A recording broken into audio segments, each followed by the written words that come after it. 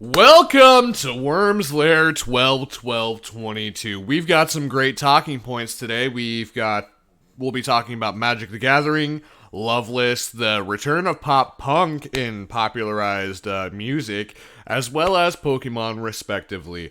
We've got some talking points for the Magic the Gathering today. We've got the talking points about the Magic Historian. This is the information that I got from his YouTube channel. Highly recommend going to watch him. We've got that covered for the Shopify account for Singapore, Magic the Gathering, the Rise and Fall, brought upon by Hasbro.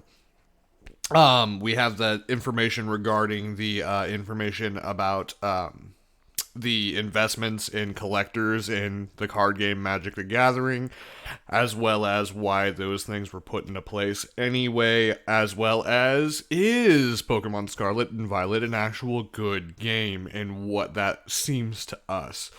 And then afterwards we'll have some Q&A. If you have any information, any questions that you would like to share, please absolutely do so, and we will be here for you to answer those questions. Anywho, let's get started shiny hunting. Alright, so the first talking point is about the rise and fall of the company Wizards of the Coast, brought upon by the purchase of the parent company Hasbro. Hasbro has been a particular company that has bought up a lot of IPs, Transformers being one of the main ones. And I believe that their actual purchase of that company was the fall. Hasbro has been known to prioritize its investors, and that seems to lead to falls of IPs and failures of specific companies because they prioritize the profit, not the long run. So what that means is I believe the same thing is happening to Magic the Gathering. So Hasbro has been, their investors have been wanting more and more money from Wizards of the Coast, which Magic the Gathering being one of the largest trading card games of all time, that seemed to be the first response in order to pump money out. So what has happened is Wizards of the Coast can't keep up with the money that their investors and the gains that their investors have actually been asking from them. So they're forcing more and more product lines down the company's throats, and they can't keep up. So they've continuously pushed more and more. And the 30th anniversary was the breaking point with not only the players and collectors' wallets, but even generalized people, because the company, back in 1996, the exact date was March 4th, actually, they've put in a reserve list. And what that means is this was a particular list of cards that they would never actually print again. Because the collectors in the game, before the game even popped off like it did, they were worried that the money that they put in the game would be lost. So these cards were essentially stocks of the games that you knew would never be printed again, so they could keep money in and continuously make their money back on this game, this high-end collectible game. They knew that they could continuously make money, and they knew that they could continuously invest in this game. Well, 30th anniversary, they did exactly what they promised their collectors as well as players that they would not do. This leading horrible backlash towards this game. And because of this, multiple people, so many people have left this game that Wizards of the Coast still doesn't seem to care, but I think that there's actually sweat coming off of their brow now, because there's no way that they could lose 30% of the investments from this company, and be okay with it. That's exactly how much percentage of the gains that they lost in their stocks, meaning more people have been leaving the game that they have been letting on. or people are no longer purchasing. More people are actually still playing the game, but they're no longer purchasing directly from Hasbro. They're not purchasing boxes. They're not purchasing anything. The only thing that they're purchasing in now is in the secondary market, leading Hasbro to lose even more money than if people were just to leave this game. Okay.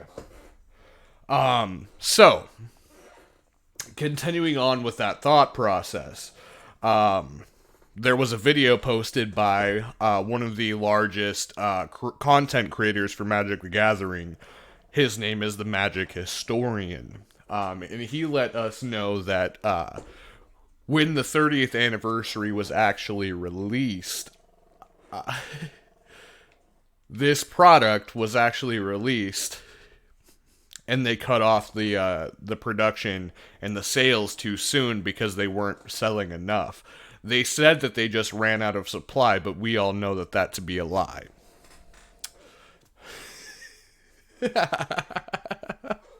It's a stupid situation. It's a stupid situation to be in. They got greedy, they flew close to the sun, and they're crashing and burning. This long time game they drove into the ground. It's just funny to see to me. Anywho, they said that they ran out of stock. They did not. What happened is they weren't selling enough, and they had to find a way to cover face and save face. So they closed out the sales in the U.S. early, saying that they ran out of sale. They couldn't sell anymore. Realistically, they were saving the product and saving face, saying like, "Oh, this product is so popular, we can't sell anymore. We sold out," and they didn't. Their Shopify was still going on in Singapore. And they're actually doing a contest in Singapore. Basically, when they finally sell out in Singapore, the top 10 sellers in Singapore get this like special set of cards never printed or something. I'm not too sure. If you have any questions regarding that, definitely go to the Magic Historian's YouTube channel and watch his video regarding that. It's pretty gross. Basically, Hasbro is trying to find a way to make more money off of the 30th anniversary that they couldn't make in the US. Anywho, about that negativity, let's just go right upon that and just pass that by. Now, we're going to talk about something a little bit more cheerful, a little bit more upbeat, something that you could take from any 90s child's childhood. The addition and the popularity of pop punk being reintroduced into mainstream media. What do you think mainstream media is nowadays, guys? I believe mainstream media is Twitter, Facebook, TikTok, social media platforms that multiple people are a part of. That's what I believe mainstream media is nowadays. Because people don't normally, unless they're the older generation, continuously watch the news like CNN and stuff. They get their information in little blurbs on social medias. And more, we're seeing the addition of pop punk music being popularized. Depressing music, what people would call alternative or emo. And one of the bands sounds amazing, by the way. Definitely go check out their new EP and their new album, End of an Era. Loveless is actually being shown in multiple content creators and multiple creators sound bites in the app called TikTok, which is a social media platform that was popularized kind of like Vine, just with more time placed into the videos. Videos can go up to like 3 to 10 minutes long on TikTok, whereas Vine was only blurbs of like 10 seconds. Now,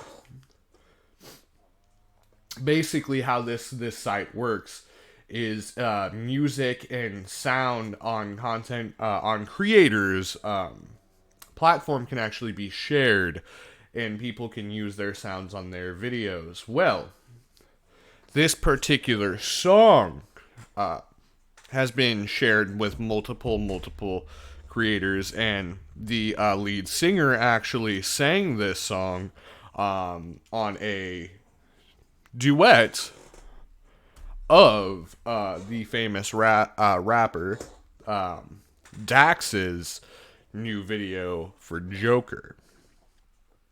The band's name is Loveless, and I highly recommend you go to give them a shout out. Now, I will be playing a couple of their songs throughout this this stream.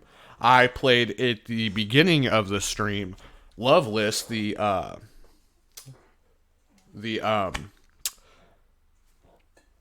cover of Running Up, which was a song popularized again in the Netflix show Stranger Things in the new season, in season 3, I believe. Now, after we continuously talk about pop punk and what made pop punk popular in the late 90s and early 2000s, we'll beginning to talk about why we think pop punk is becoming popularized again nowadays. For that, we'll be taking away some talking points, and during the middle of this stream, I will play their cover of Middle of the Night and come back to that, and then we'll be talking about the new Pokemon generation. If anyone has questions, definitely save them for the Q&A or post your questions, and then we'll go over them in the Q&A at the end. Now, why do we think that pop punk has become popularized in the early 2000s and the late 90s? Well, that's a good question. I honestly have no idea why emo music, alternative music, was popularized back in the day. Normally that is seen as signs of like depression, cutaways from that. Like if we think about why depression was popularized in music back in the early 2000s, like I guess you could lead it back to My Chemical Romance, first true emo song that most people fell in love with, back, which was inspired by the fall of the Twin Towers and the multiple people in droves signing up for the military because of it back in the early 2000s. Which is fair to say that depression would become not popularized, but glorified. And you could say something similar is happening nowadays with the tensions and buildup of Russia, the Ukraine, stuff like that. More and more music and talks about depression, suicide, and the like have been brought to attention. And emo and alternative music, or pop punk, or pop rock, is definitely seen more and more in the media regarding that. And it definitely would be pushed and published more. Not to say that I don't love pop punk, emo, alternative music, but why is it being popularized and shown to more and more people? That's the question that we have to say. Is it only because it's good? Because there's multiple good bands that are underground that people haven't seen or heard about. Anywho, let's take a moment to take a bit of a break. Let's play Ellie Goulding, Loveless, Middle of the Night, and we'll come back.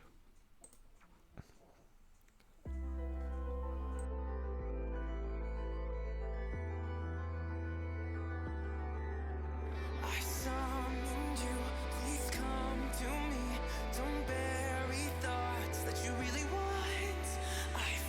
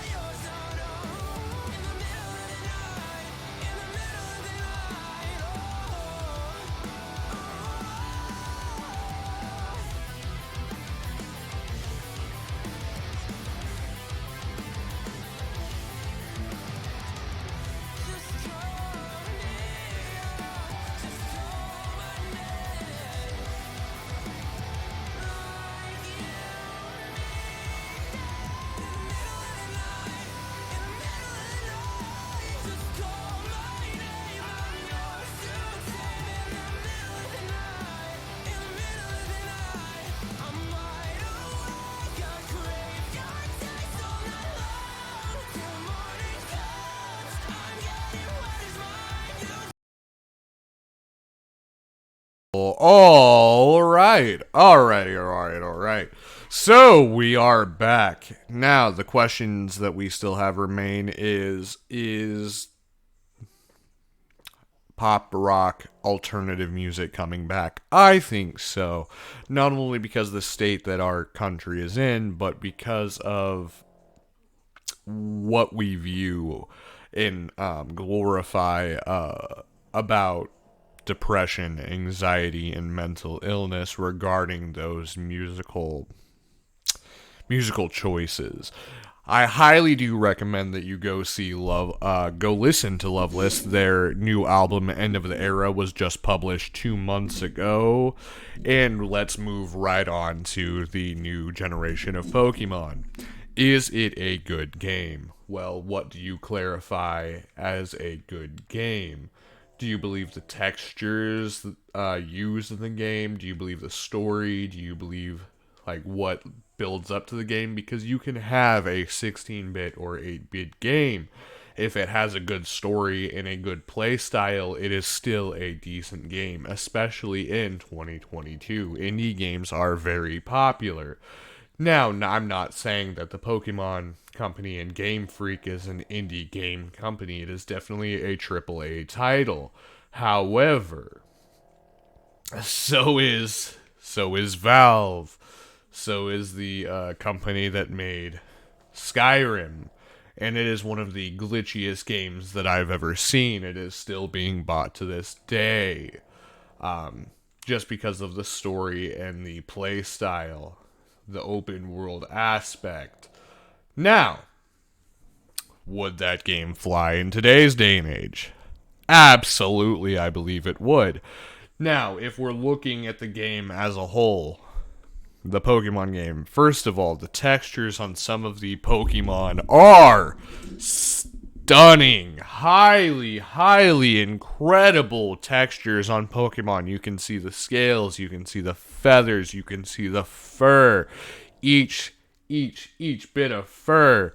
It is crazy to me how much thought process went into creating the textures of some of these Pokemon. Now, there doesn't seem to be hang-ups. There are hang-ups regarding these games. One being the glitches. The glitches are there's a few glitches. And by a few, I mean quite a bit. Now, they aren't game-breaking by any means. It doesn't make the game an unplayable experience. Just like Skyrim glitches didn't make the game an unplayable experience. It's also open world, and the open world concept of this game does not feel empty. As well as, during out the storyline, it being open world doesn't completely make the games feel forced. Now, there is no scaling for the power level, so you cannot truly experience the levels and the areas without training up in making sure that you are at the correct stage in the game in order to go to another area. Which is unfortunate, but not a deal breaker. It still doesn't feel empty, and it still doesn't feel forced. Now, the one hang-up that I can definitely see with this game that needs to be addressed is the raid glitches are awful. It makes the gameplay in the raids so forced. If I see a health bar go down and then right after it goes back up, and then the person and my friend that I am playing with is 10 seconds ahead of me or behind me in the raid, it feels bad. It is not a pleasant experience. Now, the concept of raids and the idea that the raids are harder to deal with than previous generations does make it fun. However, until they fix the issues that we are facing when it comes to raids, it feels bad. Now, shiny hunting post-game content is fun. It is a fun experience. Please, like, if you have yet to shiny hunt in this game, it doesn't take long. But in the previous generations, it took ages. And it still does. There still are RNG aspects when it comes to shiny hunting. However, it feels more fluid in this generation. Even hatching eggs feels more fluid in this generation. If the Pokemon Company can fix three main things with patches in this game, I believe it would become the most popularized game in the entirety of the Pokemon franchise, because the story is amazing. The open world feel is amazing. The shiny hunting is amazing. The textures around the Pokemon is amazing. The combat feels amazing. However, if the Pokemon Company can fix three major things, the frame rate issue.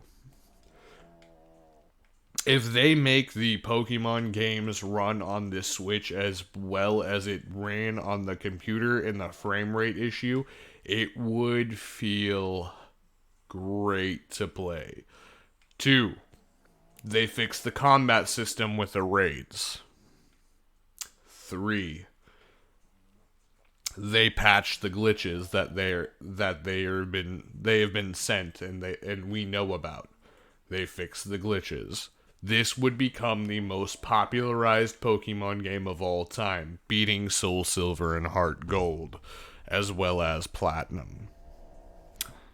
Now, I do not see any questions in the comment for this stream, so I will ask YouTube. Any questions, please post them in the comments below, and I will see them, and I will answer them to the best of my knowledge, either on YouTube or in the next installment of this little stream project we've got going on. Now, if you have any comments, questions, or answered, the Discord invite link will be posted in the description below. Join the Discord and just ask your questions away to be answered in stream. And as always, thank you for joining the WyrmsLair.